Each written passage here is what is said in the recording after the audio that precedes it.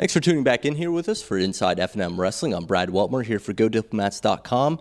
Joined as always by head Franklin Marshall Wrestling coach Mike Rogers. Mike, thanks for sitting down here with us today. Yep, no problem. So last week, team traveled to Lock Haven for the Matt Town Open. Rick Durso, he continued his dominance at that tournament. Second straight first place finish.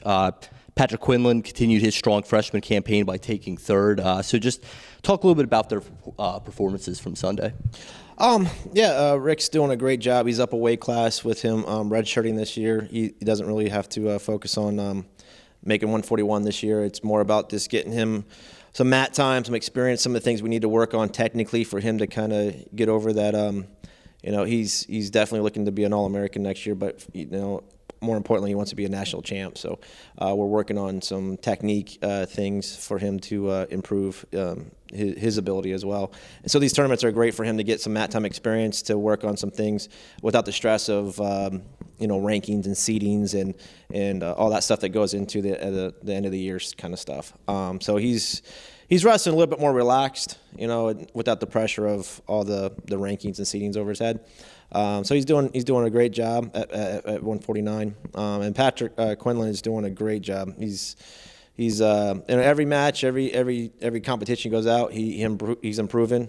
He's picking up on the technique we're teaching him. He's implementing it in competition right away, and we just can't say enough about him. He wrestles at a high level, doesn't stop wrestling. He's always competing, whether he's ahead or behind. He's always looking to score points. And he's one of those guys. I just think he has a big upside. He just now really learning the sport.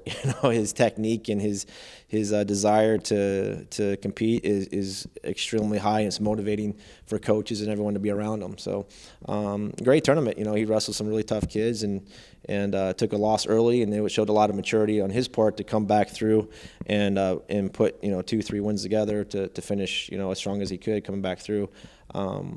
Consolation. Sometimes kids take a loss early, and that affects them mentally, and they kind of get down and they can't recover. So it's good to see that he had the ability to bounce back and to keep wrestling. Yeah, and a few of the other guys picked up wins, nearly placed. So who else stood out for you and your coaching staff? We're really happy with our lighter guys, really. 125, Danny Martaccio did a great job. Picked up a couple wins. Scott Stevens was a match away from placing. Lost a tight one by a point. Rob King. All those guys are doing a good job of putting some wins together. So overall, big improvement from the week before. I think one of the things that as a coach and staff, we talked about our guys not being aggressive enough, not taking the initiative first period to kind of set the tone. And overall, I think the whole team did a good job of setting the tone, being aggressive. We lost a lot of our matches, but we're the ones taking the shots, going after the points. If that happens, I'm happy. It's when we're sitting back and we're letting guys bring the match to us and we're being defensive. That's what we get frustrated about. And I think this is the first tournament where consistently guys went out there and were the aggressor. They went out there and were making attempts on the things we're working on. We still got a lot of things we got to fix and improvement in a lot of areas, but we did a better job of getting off the bottom and being aggressive and hand fighting the shots. So we can definitely work with that. But our lighter weights are kind of, I say, doing a better job. We need to work on from our 65, 74, 84, 97. Alex did a good job at heavyweight, but we need to get a full balance of teams all collecting at the same time and hitting on all four cylinders. I think if that happens, we can be pretty dangerous as a tournament team and as a dual meet team. And then this Saturday, your team hosts its first home duel of the season, George Mason at the Macer Center at 7:30. So last year, you guys fought hard against the Patriots, but came up short by 24-12 score. So what's your team need to do this year to close that gap and to pick up a win on Saturday? It's the same thing. We got to just focus on winning. Last year, we had lost a lot of close matches, 1-2 point matches. We need to win those close ones, and the ones that we're favored in winning, we need to look for bonus. We can't give up bonus. We have to, keep it close in the matches where they're favored. We got to look to, increase the wins to majors and maybe falls in the matches that we can win. And the toss-ups, we gotta start winning those. So I think last year, like I said, we lost, I think, every toss-up that was kind of iffy. We lost. But George Mason doing a great job. They got some transfers in. Their programs getting stronger, so they're definitely going to be more competitive. What we're looking for our guys is just improving. Keep doing the things that we're doing in practice, keep implementing those techniques, and just keep moving forward. The wins or losses are going to fall where they're going to fall. But as long as our guys go out there and wrestle hard and they're aggressive and what I call to put on a show, entertain our fans, I think people like good aggressive wrestling for the whole 7 minutes. They don't want to see people giving up. They want to see us going to our back. Those are things that are, in our opinion, not acceptable. So as long as our guys go out there and fight and go toe-to-toe with those guys, I think we can walk away with our head up. But I think it's a match that it could be very competitive for our guys to show up and wrestle. So then, in celebration of your opening home duel of the season, your program's hosting Family Fun Night. So just talk about some of the things your program's going to have available for fans on Saturday. Yeah, Family Fun Night is the way we kick off our season, our first home match every year since I've been here.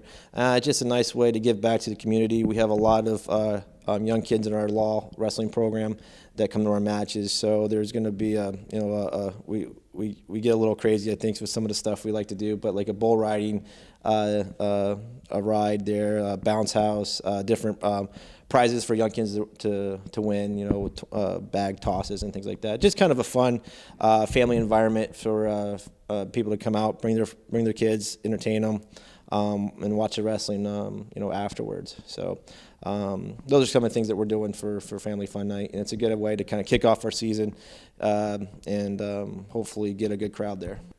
Yeah, and then some other things your program has going on. We've mentioned on this program before the wind pool. That's in full swing now, so you want to talk a little bit more about that? Our wind pool is definitely going on now, so we're looking people to continue to get involved in that, and that's a good way. Again, it's just a good way for our program continue needs to fundraise, but it also gets people involved in our program, following our matches, our dual meet matches. So there's definitely time to sign up, and if anyone wants more information or wants to get involved in that, they can either email myself or Coach Childs or Coach Tefer to get more information on the wind pool. Yeah, and then there's been a little bit of a late addition to your schedule. You're sending some guys out to compete at the Nittany Lion Open at State College on Sunday. What type of competition do you expect from your guys out there? Again, we're in a great location in Pennsylvania where we can go to a lot of open tournaments. So the guys that aren't going to get into the dual meet can go out this weekend and wrestle in the open tournament. We're not sending everybody, but we're sending a handful of guys that can benefit from that tournament and compete there and get some mat time experience. A lot of the guys, too, that may be pushing for some time that need that mat time. So I think the guys are going out there. It's definitely a very competitive tournament. There should be a lot of high-quality Division I guys there, redshirt guys like Rick that go there and compete to get mat time.